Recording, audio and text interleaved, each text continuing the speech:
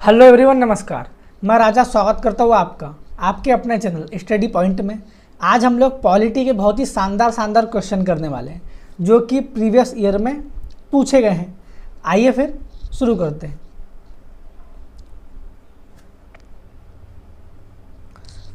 First question है, विधान परिषद के सदस्य कितने वर्षों के लिए निर्वाचित होते हैं। विधान परिषद मतलब लेजिस्लेटिव काउंसिल के सदस्य कितने वर्षों के लिए चुने जाते हैं। तो इसका राइट आंसर होगा ऑप्शन नंबर डी।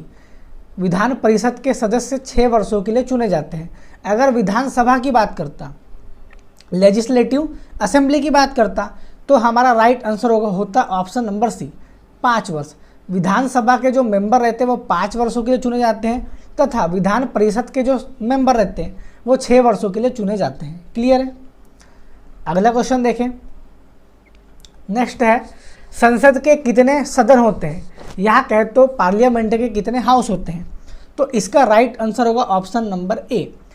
पार्लियामेंट के 2 हाउस होते हैं, एक होता है लोकसभा, एक होता है राज्यसभा। लेकिन इसी की जगह क्वेश्चन पूछता कि पार्लियामेंट के कितने अंग होते हैं, तब हमारा right answer option number B होता। पार्लियामेंट के 3 अंग होते हैं। कौन कौन से? एक होता है लोकसभा, एक होता है राज्यसभा और एक होता है राष्ट्रपति, मतलब कि प्रेसिडेंट। अब प्रेसिडेंट को इसमें इंक्लूड क्यों किया जाता है पार्लियामेंट में, तो ध्यान से सुनना। कोई भी ब्लूप्रिंट जब तक कानून नहीं बन सकता जब तक कि उसमें प्रेसिडेंट के साइन ना हो। यहाँ तक क्लियर है।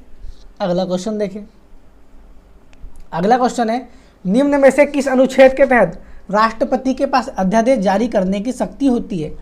अगर आप लोगों ने मेरा अध्यादेश वाला वीडियो देखा होगा तो आप लोगों से क्वेश्चन बिल्कुल बन जाएगा। इसका राइट आंसर है ऑप्शन नंबर सी। अनुच्छेद 123 के अकॉर्डिंग प्रेसिडेंट के पास ऑर्डिनेंस पावर होती है। क्लियर है। अगर मैं आर्टिकल नंबर 213 की बात करूं तो गवर्नर के पास अध्यादेश जारी करने की शक्ति होती है। अगर मैं 52 आर्टिकल की बात करूं तो 52 आर्टिकल में क्या है, आर्टिकल नंबर 52 में क्या है, तो राष्ट्रपति है। कि मतलब आर्टिकल नंबर 52 में ये बोला गया है कि भारत में एक राष्ट्रपति होगा। क्लियर है। ऑप्शन नंबर डी की बात करें, आर्टिकल नंबर 61 में क्या है, तो राष्ट्रपति पर इम्पीचमेंट है, मतलब कि महाभियोग, मतलब कि राष्ट्रपति को किस प्रकार से उसके पद से हटाया जाएगा। डन है। अगला क्वेश्चन देखें। 4th क्वेश्चन है, राष्ट्रपति संसद में कितने सदस्य मनोनीत करता है। ध्यान देने वाली बात यह है, यहाँ पर पार्लियामेंट की बात की है। क्लियर है। और पार्लियामेंट के मैंने आपको 2 हाउस बताया था, एक लोकसभा और एक राज्यसभा। तो राष्ट्रपति लोकसभा में 2 सदस्य नॉमिनेटेड करता है और राज्यसभा में 12 सदस्य नॉमिनेटेड करता है। अगर संसद पूछा है तो संसद में लोकसभा भी आता है, राज्यसभा भी आता है, तो मैं दोनों को जोड़ दूंगा तो 12 और 2 हो जाएंगे 14। तो इसका राइट आंसर होगा ऑप्शन नंबर बी, 14। अगर इसी की जगह राज्यसभा की बात करता तो हमारा राइट आंसर होता 12, लोकसभा की बात करता तो राइट आंसर होता 2। क्लियर है। अगला क्वेश्चन देखें। निम्न में से राष्ट्रपति को शपथ कौन दिलाता है। अगर राष्ट्रपति की ओथ की बात करूं या कहे तो शपथ की बात करूं तो हमारा राइट आंसर होगा तब सर्वोच्च न्यायालय का मुख्य न्यायाधीश, चीफ जस्टिस ऑफ इंडिया राष्ट्रपति को शपथ दिलाता है। अब बात यह आती है कि राष्ट्रपति अपना रेजिग्नेशन किसको देते हैं, तो उपराष्ट्रपति को देते हैं। प्रधानमंत्री की बात करूं, प्रधानमंत्री अपना शपथ किसके सामने लेते हैं, तो राष्ट्रपति के सामने लेते हैं। प्रधानमंत्री अपना इस्तीफा किसको देते हैं, तो राष्ट्रपति को देते हैं। उपराष्ट्रपति की बात करें तो उपराष्ट्रपति किसके सामने शपथ लेते हैं, तो राष्ट्रपति के सामने शपथ लेते हैं। उपराष्ट्रपति अपना रेजिग्नेशन किसको देते हैं, तो राष्ट्रपति को देते हैं। क्लियर है। अगला है, राष्ट्रपति की क्षमादान की शक्तियाँ किस अनुच्छेद में है, मतलब कि राष्ट्रपति की पार्डन पावर किस आर्टिकल में है। तो इसका राइट आंसर होगा option number C, article number 72 में राष्ट्रपति की क्षमादान की शक्तियाँ है। अगर अनुच्छेद 161 की बात करूं तो गवर्नर के पास क्षमादान की शक्ति है। क्लियर है। नेक्स्ट क्वेश्चन देखें। नेक्स्ट है, वित्तीय आपातकाल किस अनुच्छेद में है। सबसे पहले इमरजेंसी, हमारे संविधान में इमरजेंसी के बारे में 3 प्रकार से बताया गया है। पहली कौन सी? एक होती है नेशनल इमरजेंसी, मतलब कि राष्ट्रीय आपातकाल। दूसरा होता है राष्ट्रपति शासन, इंग्लिश में प्रेसिडेंट रूल। तीसरा होता है वित्तीय आपातकाल, इंग्लिश में फाइनेंशियल इमरजेंसी। अगर मैं फाइनेंशियल इमरजेंसी की बात करूं तो आर्टिकल नंबर 360 में इसके बारे में बताया गया है। नेशनल इमरजेंसी की बात करूं तो आर्टिकल नंबर 352 में इसके बारे में बताया गया है। और प्रेसिडेंट रूल की बात करूं तो आर्टिकल नंबर 356 में इसके बारे में बताया गया है। अब बचता है option number A. Article number 76 में क्या है?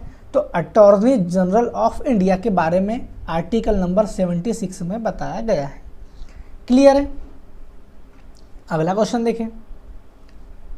नेक्स्ट है, किस राज्य के मुख्यमंत्री को निम्नलिखित में से कौन शपथ दिलाता है? ऐसे समझ लो, किसी स्टेट के चीफ मिनिस्टर को ओथ कौन दिलाता है? तो हमारा राइट आंसर होगा उसी राज्य का राज्यपाल, मतलब ऑप्शन नंबर सी, राज्यपाल ओथ दिलाएगा। क्लियर है? अगला क्वेश्चन देखें। नेक्स्ट है, गवर्नर द्वारा जारी किया गया अध्यादेश किसके द्वारा मंजूर किया जाता है? अगर आपने मेरा ऑर्डिनेंस वाला वीडियो देखा होगा और अच्छे से देखा होगा तब आपसे ये वाला क्वेश्चन बिल्कुल बन जाएगा। इसका राइट आंसर होगा ऑप्शन नंबर बी।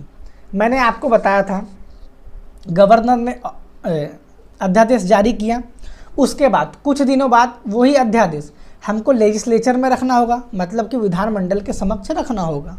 क्लियर है? नेक्स्ट क्वेश्चन देखें। राज्य के शासन का वास्तविक अध्यक्ष कौन होता है? मतलब कि राज्य का रियल एग्जीक्यूटिव कौन होता है? तब हमारा राइट आंसर होगा option number C, chief minister. अगर सिर्फ एग्जीक्यूटिव की बात करता या कार्यकारी की बात करता तब हमारा राइट आंसर होता राज्यपाल, लेकिन वास्तविक अध्यक्ष की बात कर रहा है तब हमारा राइट आंसर होगा क्या? Chief minister. क्लियर है?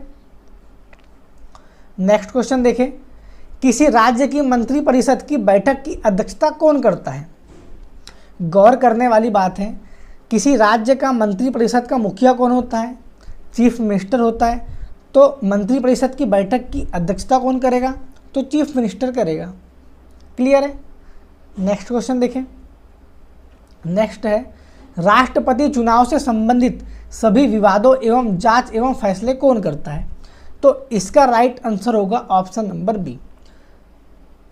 सुप्रीम कोर्ट को यह हक है कि राष्ट्रपति और उपराष्ट्रपति के चुनाव से संबंधित सभी विवादों की जांच एवं फैसले अंतिम रूप से वही करें। क्लियर है?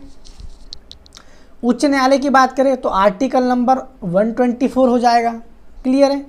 अगर सुप्रीम कोर्ट की बात करूं आर्टिकल नंबर 214 हो जाएगा। क्लियर है? नेक्स्ट क्वेश्चन देखें। नेक्स्ट है, भारत के उपराष्ट्रपति किस अनुच्छेद में है?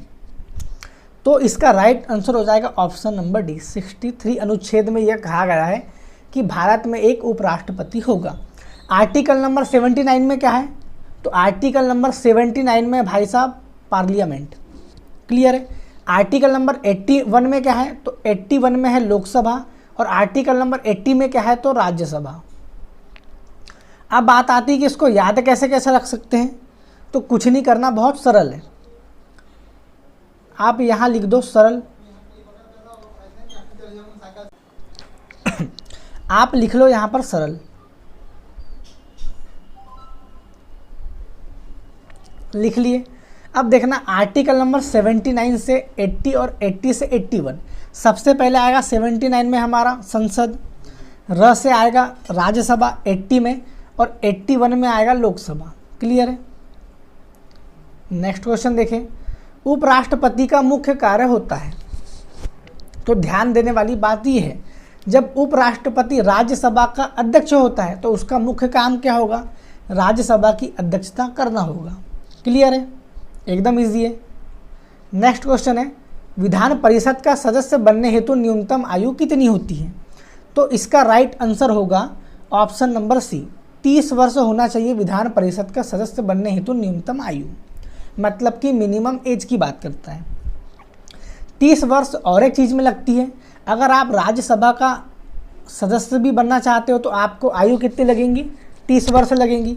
अगर 25 की बात करेंगे तो एमएलए के चुनाव लड़ने के लिए या मेंबर ऑफ पार्लियामेंट या कहे तो लोकसभा की बात करते हैं, लोकसभा और विधानसभा का सदस्य मतलब कि मेंबर ऑफ लेजिस्लेटिव असेंबली का मेंबर बनने के लिए आपको मिनिमम एज 25 ईयर होना चाहिए। 35 वर्ष की बात करूं तो राष्ट्रपति, राज्यपाल और उपराष्ट्रपति बनने के लिए आपकी एज मिनिमम 35 ईयर होना चाहिए। क्लियर है। नेक्स्ट है, संसद की संयुक्त बैठक की अध्यक्षता कौन करता है? तब इसका राइट आंसर होगा हमारा ऑप्शन नंबर सी, लोकसभा का अध्यक्ष संसद की संयुक्त बैठक की अध्यक्षता करता है।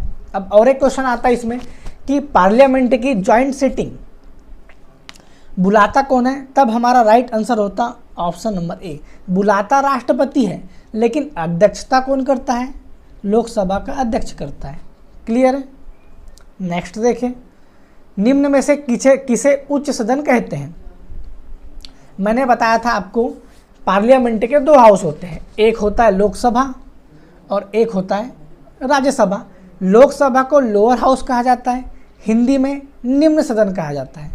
राज्यसभा को अपर हाउस कहा जाता है, हिंदी में उच्च सदन कहा जाता है। अब ये कहा क्यों जाता है? क्योंकि लोकसभा 5 साल या 5 साल के पहले कभी भी डिसॉल्व हो जाती है, मतलब कि विघटित हो जाती है, लेकिन राज्यसभा कभी भी विघटित नहीं होती। तो इसका राइट आंसर होगा हमारा ऑप्शन नंबर बी, राज्यसभा को उच्च सदन कहा जाता है। क्लियर है। नेक्स्ट क्वेश्चन है, अब तक कितनी बार राष्ट्रीय आपातकाल की घोषणा राष्ट्रपति द्वारा की जाती है? देखो क्वेश्चन में ही आंसर छुपा है, या कहे तो एक क्वेश्चन और छुपा है कि राष्ट्रीय आपातकाल की घोषणा कौन करता है? तो राष्ट्रपति करता है। एक क्वेश्चन हो गया। क्लियर है। तो इसका राइट आंसर होगा ऑप्शन नंबर बी, राष्ट्रीय आपातकाल नेशनल इमरजेंसी की घोषणा अभी तक राष्ट्रपति जी द्वारा 3 बार की जा चुकी है, जो कि आर्टिकल नंबर 352 में है। अगला क्वेश्चन देखें। नेक्स्ट है, प्रधानमंत्री सहित मंत्रिपरिषद की कुल संख्या होना चाहिए? तो इसका राइट आंसर होगा हमारा ऑप्शन नंबर सी, कुल लोकसभा का 15% प्रधानमंत्री को इंक्लूड करके कुल लोकसभा का 15% मंत्रिपरिषद की कुल संख्या होना चाहिए, उससे ज़्यादा नहीं होना चाहिए। अगला क्वेश्चन देखें, निम्न में से भारतीय संविधान के किस अनुच्छेद का उपयोग अभी तक नहीं किया गया है? तो ध्यान से देखना, आर्टिकल नंबर 360 का उपयोग अभी तक नहीं किया गया है। अब आर्टिकल नंबर 360 में है क्या? तो वित्तीय आपातकाल, फाइनेंशियल इमरजेंसी आर्टिकल नंबर 360 में है, जिसका उपयोग अभी तक कभी नहीं किया गया है। नेशनल इमरजेंसी का उपयोग अभी तक 3 बार किया जा चुका है, जो कि आर्टिकल नंबर 352 में है। 356 का उपयोग मतलब कि राष्ट्रपति शासन या कहे तो प्रेसिडेंट रूल का उपयोग अभी तक 100 से ज़्यादा बार किया गया है। सबसे पहली बार कब किया गया था? तो पंजाब में किया गया था 1951 में। क्लियर है। तो फ्रेंड्स, ये थे हमारे 20 क्वेश्चन। वीडियो अच्छा लगे तो लाइक करना, दोस्तों में शेयर करना, सब्सक्राइब करना और कमेंट ज़रूर करना, क्योंकि उससे हमें पता चलेगा कि आप लोगों को चीज़ें समझ में आ रही हैं। मिलते हैं अगले वीडियो में। बाय।